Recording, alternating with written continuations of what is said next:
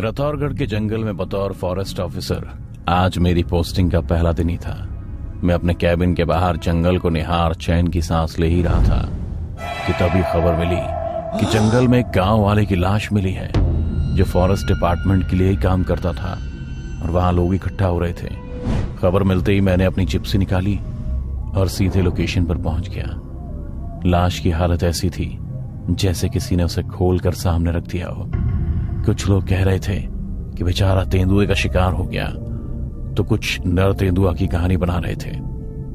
मैंने उस लाश के घाव को थोड़ा और करीब से देखा और मेरा एक्सपीरियंस यही कह रहा था कि घाव लगभग तेंदुए के वार की तरह ही था, पर कुछ तो अलग था जो मैं समझ नहीं पा रहा था। अगर तेंदुआ ने से मारा था तो भला वो उसे यहां क्यों छोड़कर गया था? क्योंकि तेंदुआ तो जंगल का वो शिकारी होता है जो अपने शिकार को दबोच सीधे पेड़ की शाखाओं पर चढ़ जाता है और तसल्ली से अपनी भूख मिटाता है। मैं ये सब सोच ही रहा था कितने में गांव वाला कहता है, ले भैयन एक और भयो शिकार। हमें तो लागत है कि नर तेंदुअन सबई जन की जान ले लिए। उसकी बात सुनते ही मैंने कहा, ये बेकार की कहानियां बनाना बंद कर दीजिए आप लोग। और होता क्या है नर तेंदुआ? क्या होता है वो हम बताते हैं साहब। नर तेंदुआ जो ना इंसान हुओ और ना तेंदुआ हुओ, मानो धड़ हुओ इंसान को और पको पंजा सिर तेंदुअन जैसन। उस आदमी की बातें सुन मैं तिलमिला गया और बोल पड़ा, क्या बकवास करते हो? खां बखांगी हवा तैयार मत करो। सब समझता हूं मैं, ये नर तेंदुआ की आंच के नीचे जरूर कुछ और पक रहा है। हाँ साहब, हम ही ठहरे गांव की कमार, तब बात बेकार ही लगी है। पर ये बात भी झूठ ना हो जी नर तेंदुअन नहीं तो सबसे पहले कई अफसर जान लियो। उसकी बात में सच्चाई तो थी। कई सालों से रतौरगढ़ के इस पोस्ट से फॉरेस्ट ऑफिसर्स की जान तो जा रही थी और सभी के शरीर इसी तरह से उधड़े हुए मिले थे। खैर, मुझे यहां इसलिए ही तो भेजा गया था ताकि यहां नर तेंदुआ नाम की बीमारी का अंत हो सके। इसीलिए मैंने गांव वाले की भीड़ को भगाया और लाश को पोस्टमार्टम के लिए भिजवा दिया। साथ ही उनके परिवार वालों को यह तसल्ली देकर भेज दिया कि सरकार से उन्हें मुआवजा दिलवाने की कोशिश करूंगा।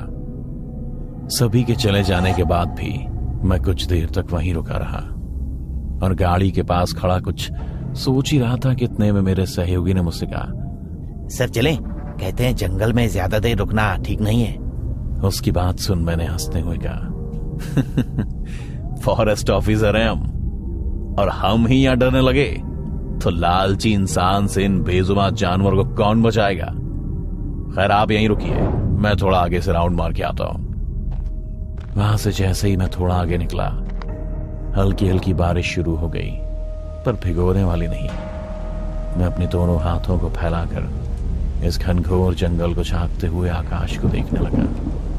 बारिश की बूंदों ने अभी मुझे छुआ ही था कि अचानक मेरे कान में तेंदुए के गुर्राने की आवाज सुनाई थी।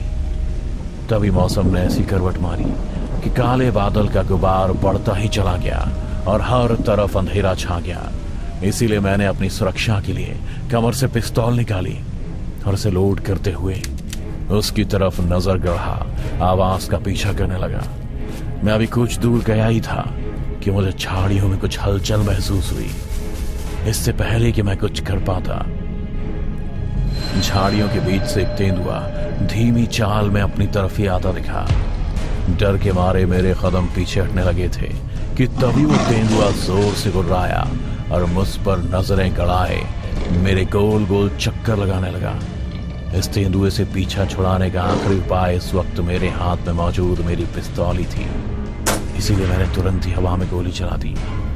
गोली की तेज आवाज सुनते ही तेंदुआ उल्टे पांव वहां से रफू चक्कर हो गया और मैंने राहत की सांस भरी। पर तभी मुझे ऐसा महसूस हुआ जैसे कि कोई मेरे आसपास अभी भी मौजूद है। फिर जैसे ही मैंने पीछे मुड़कर देखा तो ऐसा लगा कि झाड़ियों के बीच से कोई इंसानी शरीर भागकर जा रहा है। इससे पहले कि मैं उसकी तरफ भागता, मेरे सहयोगी ने पीछे से आवाज दी, क्या हुआ सर? गोली चलने की आवाज आई मुझे। कुछ नहीं, वो बस एक तेंदुआ था, भाग गया, चलो चलते हैं।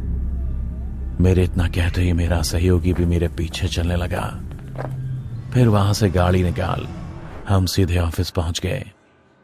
आते ही इतनी भाग दौड़ हो गई थी कि अब मैं यहां से सीधा अपने रेस्ट हाउस जाना चाहता था। और मेरे सहयोगी ने भी कहा, सर ये सब तो रोज यहां होता ही रहेगा, आइए मैं आपको आपका रेस्ट हाउस दिखा दूं। मैंने भी उसकी बातों में हामी भरते हुए कहा, ठीक है, और हाँ, नर तेंदुआ से जुड़ी सारी फाइल भी ले लो। मुझे एक गुत्थी जल्दी सुलझानी है कि आखिर वो कौन है जो नरभक्षी बनकर नए तेंदुआ का डर फैला रहा होगा। इतना कहते ही मैं गाड़ी में बैठ गया और कुछ फाइलों के साथ मेरा सहयोगी भी। उसने गाड़ी स्टार्ट की और सीधे रेस्ट हाउस की तरफ बढ़ने लगा। जंगल में अभी भी मौसम सर्द सुबह जैसा ही है, मानो सुबह होने को बेताब हो, मगर सूरज है कि बाहर आने को तैयार ही नहीं। हम रेस्ट हाउस पहुंच गए। मेरे सहयोगी ने फाइल के साथ साथ मेरे सामान को भी अंदर रख दिया। फिर मैं ड्राइंग रूम में आकर बैठ गया और फाइल देख उससे पूछने लगा, तुम्हारी नजर में क्या है ये इस नर तेंदुए की कहानी? श्राप है सर, श्राप, आदिवासियों का श्राप। सर माइंड मत कीजिएगा, पर फॉरेस्ट ऑफिसर का कॉन्सेप्ट आजकल का है, पर ये आदिवासी ही हैं जो सदियों से जंगल की रक्षा करते आए हैं और उन्हें ही उनके घर से निकाल दिया गया। न सिर्फ निकाला गया बल्कि उनके पूरे वंश का नरसंहार कर दिया, और उन्हीं का श्राप है ये नर तेंदुआ। उनकी ये बात सुन मैंने फाइल के पन्ने को पलटाते हुए कहा, पर रिपोर्ट के मुताबिक तो कोई आदिवासी नहीं बल्कि उत्पादी ग्रुप था जो आसपास के लोगों को लूटते थे और उनके पास हथियार भी था। मेरे रिपोर्ट की बात पर उसने मुस्कुराते हुए कहा, सर रिपोर्ट सिर्फ बनते नहीं, बनाए भी जाते हैं। इन चंद पन्नों के सहारे उस वक्त के फॉरेस्ट ने अपना एक काला सच छुपाया है। बात दरअसल ये थी कि तब के फॉरेस्ट ऑफिसर ने अपने फायदे के लिए। वो अपनी बात बोल ही रहा था कि मैंने उसकी बातों से ध्यान हटाते हुए कहा, दरवाजे से कौन झांक रहा है, अंदर आ जाओ।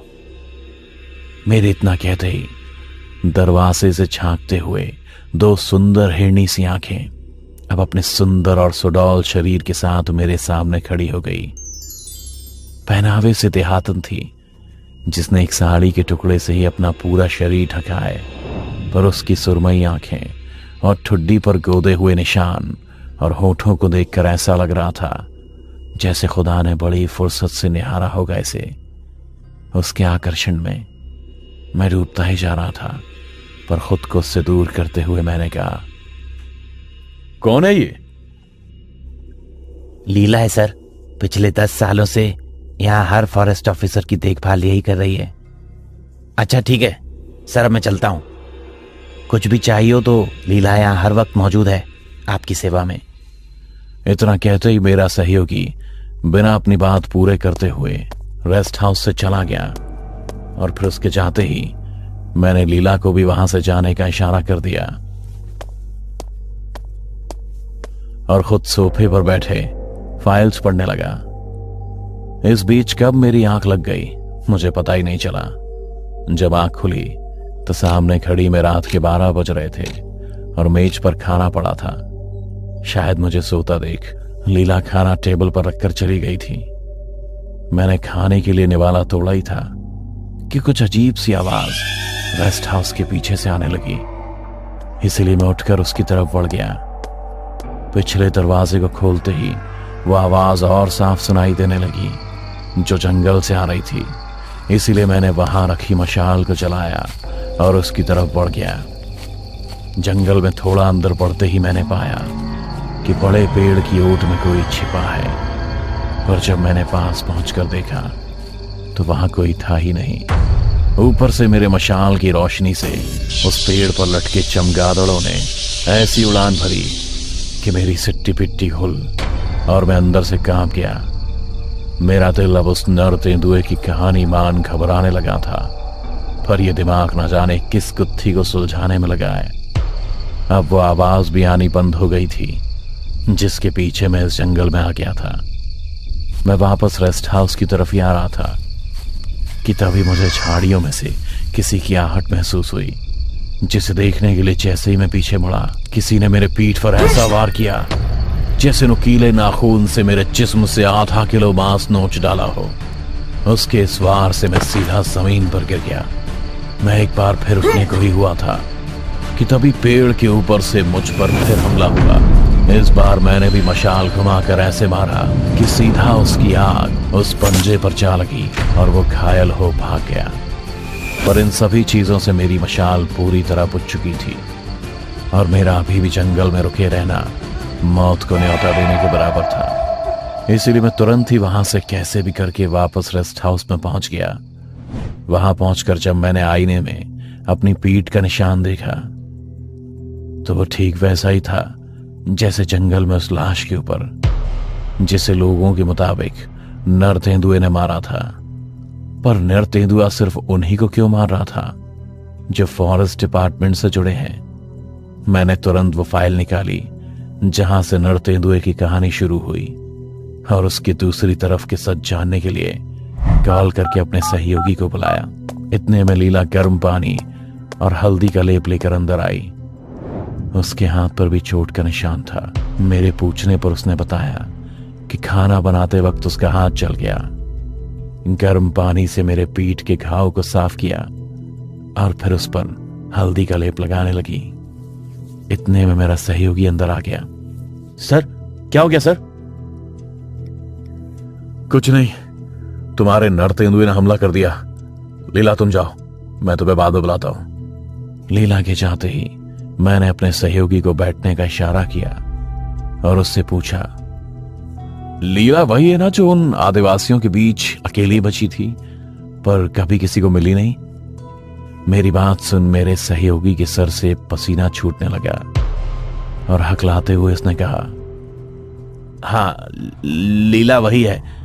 तब वो सिर्फ 14 साल की छोटी बच्ची थी और मुझे पता था कि ये दरिंदे उसे भी मार देंगे बाकियों की तरह।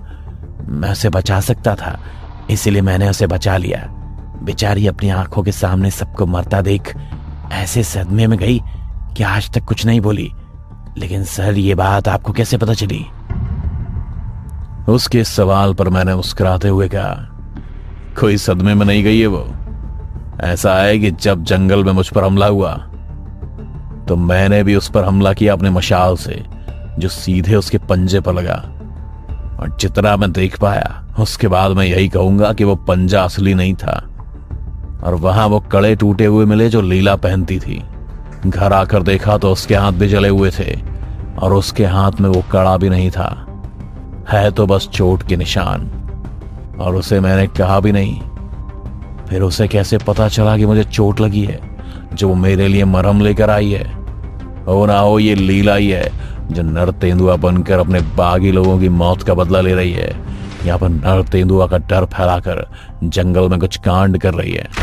मैं अपने सहयोगी से कह ही रहा था कि इतने में नीला अपने हाथ में तेंदुए जैसा पंजा लगाए तेजी से मेरी तरफ झपटी, ये कहते हुए, बागी ना वो हमारे लोग रहे जो का तुहार अफसर लोगन ने धोखा से मार दे ही। बागी तो हम है जो तुहार लोगन के जान ले अपन बदला लेत रही। हम दोनों की खींचतान के बीच उसने मुझे ये सारी बात कही। मैंने कैसे भी करके उस पर काबू पाया और उसके हाथ से वो पंजा निकाल दूर फेंक दिया और उसे अपनी पिस्तौल के डर से वहीं चुपचाप बैठने को मजबूर कर दिया। फिर मैंने अपने सहयोगी से कहा, क्या बोल रही है? मतलब क्या इसका? मेरे सवाल पर मेरे सहयोगी ने मुझे 10 साल पहले की वो कहानी बताई जिसने इस पूरे आदिवासी परिवार को खत्म कर दिया। एक बार की बात थी कि उन आदिवासियों में से एक सदस्य जंगल से काफी बाहर निकलकर रेस्ट हाउस तक आ गया था जहां फॉरेस्ट ऑफिसर का बच्चा खेल रहा था। पर जैसे ही उसने आदिवासी को देखा तो डर के मारे रोने लगा। आदिवासी ने उसे चुप कराने की भी कोशिश की पर फॉरेस्ट ऑफिसर को लगा कि वो उसके बच्चे को नुकसान पहुंचा रहा है, इसलिए उसने उसे मार पीट कर भगा दिया। उसी शाम फॉरेस्ट ऑफिसर को एक पार्टी में उसका एक बड़ा बिजनेसमैन दोस्त मिला जिसे उसने ये सारी बात बताई और कहा कि मेरा मन करता है कि इन सभी आदिवासियों को मार दूं। उसके दोस्त ने कहा, कल मैं तुम्हारे ऑफिस आकर एक ऐसा उपाय बताता हूं जिससे सांप भी मर जाएगा और लाठी भी नहीं टूटेगी। ऑफिस आकर उसने बताया कि उस आदिवासी जमीन के नीचे खरबों अरबों के हीरे दबे होने का अनुमान है, लेकिन आदिवासी जनजाति के वहां होने के कारण उन्हें जमीन नहीं दी जा रही है। इसलिए फॉरेस्ट ऑफिसर उन्हें विद्रोही गिरोह बनाकर मरवा दें, जिससे उन दोनों का फायदा हो जाए। और हुआ भी ऐसा ही। उन मासूम लोगों को मार दिया गया। बची सिर्फ लीला, जो उस समय तो बच्ची होने के कारण उस फॉरेस्ट ऑफिसर को नहीं मार पाई, लेकिन उसके बाद जो भी फॉरेस्ट ऑफिसर आया उसे नर तेंदुआ बन के मार दी गई, इस आस में कि कभी तो वो लौट के आएगा जिसने उसके लोगों को मारा। पर वो कभी आया ही नहीं। अब मैं इन दोनों को ये बात कैसे बताऊं कि वो फॉरेस्ट ऑफिसर यहां आता भी कैसे, क्योंकि यहां से जाने के बाद एक कार एक्सीडेंट में वो अपने पूरे परिवार के साथ मारा गया। शायद यही उसके कर्मों की सजा थी। और जब मैंने किसी तरह लीला को ये बात समझाई तो वो फूट फूट कर रोने और चिल्लाने लगी कि वो अपने लोगों का बदला अपने हाथ से नहीं ले पाई। उसकी दर्द भरी दास्तान सुन मेरे मन में भी उसके लिए सहानुभूति जाग गई। इसीलिए मैंने उसके खिलाफ कोई रिपोर्ट नहीं की, क्योंकि उसने जो सहा है हम उसका अनुमान भी नहीं लगा सकते। पर उसे यह भी समझाया कि बदले की भाव से सिर्फ बर्बादी आती है, बदलाव लाने के लिए क्रांति लानी पड़ती है। इसीलिए उसने मेरे सहयोगी की मदद से अपने लोगों का बदला लेने के लिए कानूनी रास्ता अपनाया। और फिर उस बिजनेसमैन को सजा हुई, भले ही 10 साल बाद, पर दोषी पकड़ा गया। और लोगों के मन में जो नर तेंदुआ का डर था वो भी आगे कोई और घटना न होने के कारण भाग गया। अब ये पूरा आदिवासी गांव राष्ट्रीय धरोहर है, जहां पर उस जनजाति के आंख